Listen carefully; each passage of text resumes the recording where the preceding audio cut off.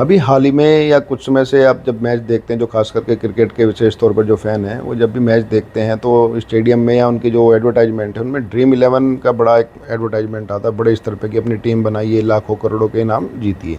और लोगों ने बड़ी तादाद में इसको बनाया भी, और इसको लगभग जो उपलब्ध जो आंकड़ा है, लगभग 9 करोड़ से ज़्यादा डाउनलोड इस ऐप के हैं ड्रीम इलेवन के। इसके अलावा दूसरे हैं, पोकर हैं, रमी है, फैंटसी है, स्पोर्ट्स हैं, और माई इलेवन सर्कल है जो ड्रीम इलेवन जैसा ही है। ये एक ऑनलाइन जब गेम है, नाम तो गेम है तो ऑनलाइन ये जुआ।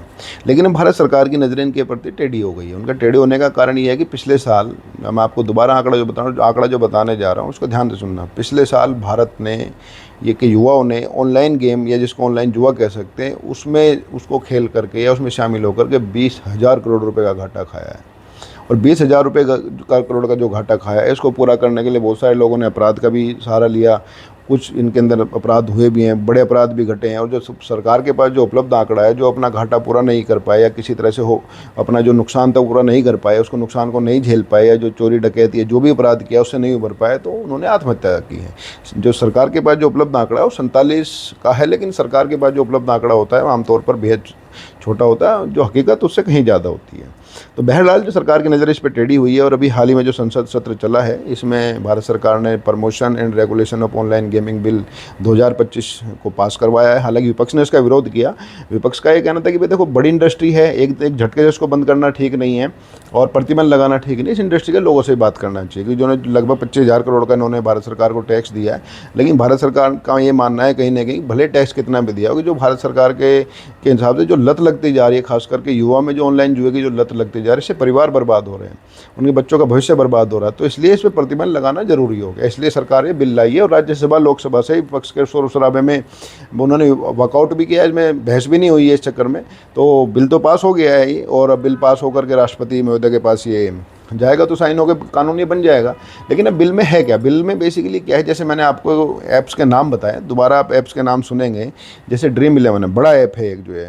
ड्रीम इलेवन के साथ साथ माई इलेवन सर्कल है, बड़े क्रिकेटिंग है, जिसमें क्रिकेट मैच के लोग अपनी टीम बनाते हैं, फिर वो उसमें बताते हैं कि वो कौन सी टीम जीत सकती है, उनकी टीम ने कितने प्लेयर बनाए, उसके हिसाब से फिर उनको वो पैसे मिलते हैं। इसके अलावा पोकर है, रमी सर्कल है, दूसरे गेम हैं जिनमें पैसे लगाए। तो नाम इनका जो हिसाब से कहने को अच्छा है कि गेमिंग है, लेकिन है ऑनलाइन जुआ ही।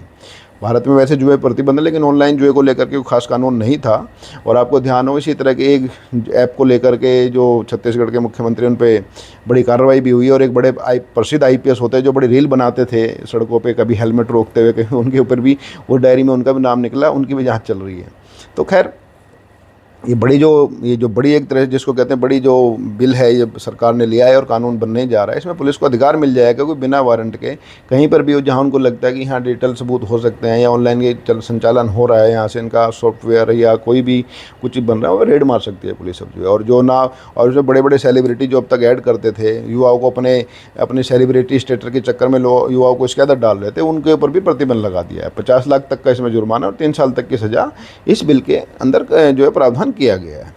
लेकिन चलिए, एक अच्छा पहल है कि जो जो आंकड़ा है, जैसे मैंने बताया 20,000 करोड़ रुपए का घाटा पिछले साल हुआ है। और मतलब यह घाटा इतना बड़ा है कि इतना बड़ा तो खर्चा लोगों ने अपने पिछले साल के जो सरकारी आंकड़ा जो दवाइयाँ हैं उन पर भी भारत के लोगों ने आमतौर पर नहीं किया। हॉस्पिटल का खर्चा शामिल नहीं है इसमें, लेकिन जो आमतौर पर जो ओवर द काउंटर जिनको दवाइयाँ कहते हैं, उनकी सेल भी इतनी नहीं हुई जितना घाटा इसमें हो गया। तो आप ये मान सकते हैं कितनी बड़ी ये तेज़ी से ये ऑनलाइन जो जुए की बीमारी भारत के युवाओं में फैल रही थी।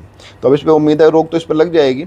इस रूप में तो नहीं चल पाएगा, राष्ट्रपति महोदय के साइन होते हैं तो तय है कि जिस रूप में फिलहाल चल रहे हैं, क्योंकि बड़े सख्त इसमें प्रावधान किए गए हैं। लेकिन एक मुद्दा इससे बड़ा है जिसकी तरफ ध्यान सबका जाना चाहिए। देखिए, जो ऑनलाइन जो गेम है या कोई भी जो ऑनलाइन प्लेटफॉर्म है, इसकी एक जो रिसर्च आई है अभी, जो बड़े बड़े देशों ने की है, जो भारत के भी कई संस्थानों ने रिसर्च की है, इसकी जो स्क्रीन टाइम बच्चों का IQ लेवल घटाती है। और अभी ऑस्ट्रेलिया एक बड़ा और विकसित देश है ऑस्ट्रेलिया, उसने एक रिसर्च की, उसको पता चला कि उसके जो बच्चों का जो IQ लेवल है, उनके बच्चे जो साइंस स्ट्रीम के बच्चे हैं, दूसरे स्ट्रीम के बच्चे रिसर्च की तरफ नहीं जा रहे हैं, या उनकी इनोवेशन धीरे धीरे IQ लेवल घटता जा रहा है। तो जो रिसर्च की उन्होंने, उस रिसर्च में पाया कि इसका सबसे बड़ा जो कारण है जो सोशल मीडिया प्लेटफॉर्म है, जिसमें व्हाट्सएप है, फेसबुक है, इंस्टाग्राम और दूसरे जो स्नैपचैट इत्यादि हैं बड़े हैं। तो वहाँ की कमेटी बनाई, उन कमेटी ने कहा अगर बच्चों को स्क्रीन टाइम के हिसाब से अगर ये इतना चलने दिया गया तो अगले 10 या 15 साल में जो बच्चों का जो आईक्यू लेवल है, वो आईक्यू लेवल आज के स्तर से भी घट करके लगभग 30 से 40% ही, मतलब कि आज का अगर 20 है किसी का तो घट करके 4 या 5 रह जाएगा।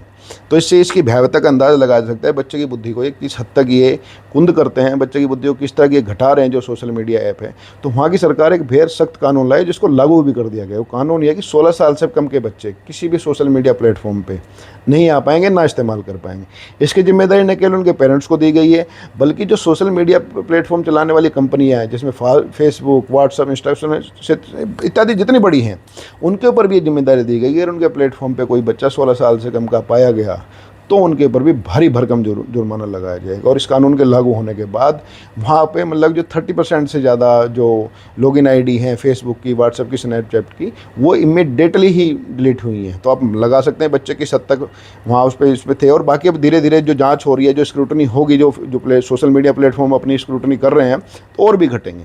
तो ये अंदाजा इससे लगाया जा सकता है सोशल मीडिया प्लेटफॉर्म बच्चों को किस हद तक जो है दिमागी रूप से जो है कमज़ोर कर रहे हैं, उनकी जो नैतिकता, उनकी दूसरी जो चीज़ें हैं, उनकी सोचने समझने की शक्ति को घटा रहे हैं।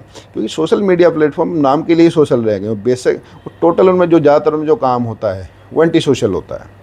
तो बच्चों को दूर करने के लिए भारत सरकार को या विपक्ष के किसी भी नेता को पहल कर लेनी चाहिए। इसमें सोचना चाहिए कि बच्चे जो हैं भारत में खास करके इतनी बड़ी तादाद हैं, अब देखते हैं स्कूलों में जो घटनाएं जिस तरह से घट रही हैं, बच्चे जिस तरह से उद्दंड होते जा रहे हैं, बच्चे के अंदर जो नैतिकता की कमी होती जा रही है, उसका एक कारण पारिवारिक तो है, वो हम बिल्कुल मानते हैं, पारिवारिक सामाजिक है, लेकिन एक बहुत बड़ा कारण सोशल मीडिया प्लेटफॉर्म भी है। आज सोशल मीडिया प्लेटफॉर्म पे सिर्फ एज डालनी होती है, उस एज का कोई वेरिफिकेशन नहीं होता।